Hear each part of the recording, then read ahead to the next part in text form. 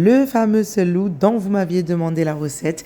Et celui-ci, il est hyper sain. Il n'y a pas de sucre, il n'y a pas de beurre. Allez, c'est parti. Pour les ingrédients, il nous faudra 1 kg d'amandes, 500 g de cacahuètes, un demi-pot de miel, 1 kg de farine complète, un bol de graines de millet moulues, 4 cuillères à soupe de fenouil, 4 cuillères à soupe d'anis, 1 kg de graines de sésame, 2 cuillères à soupe bombée de cannelle, une petite cuillère de gomme d'arabique et de l'huile d'olive. Pour commencer, je vais mettre mes graines de sésame au four que je vais remuer de temps en temps en faisant attention à ce qu'ils ne brûlent pas.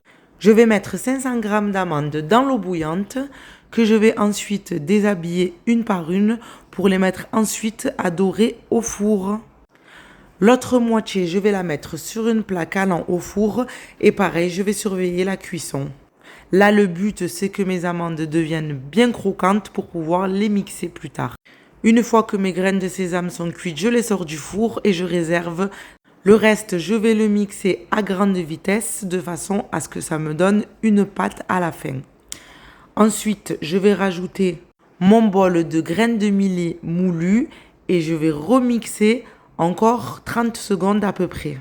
Voilà ce que ça donne. Maintenant, je vais prendre mes cacahuètes. Je vais les mixer avec 2 cuillères à soupe bombée de cannelle.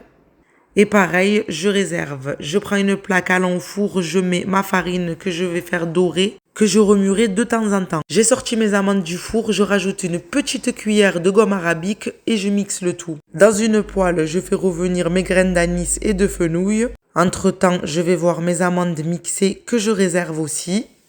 Je vais remuer mes graines et je vais aller mettre mes amandes décortiquées au four à dorer. Entre-temps, je vais mixer mes graines.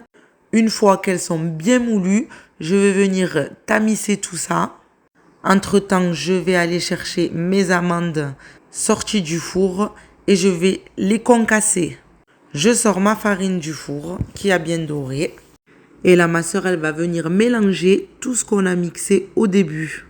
Alors, il faut bien malaxer, il faut bien mélanger les ingrédients. Ensuite, on va rajouter les graines de sésame entières qu'on a réservées au tout début.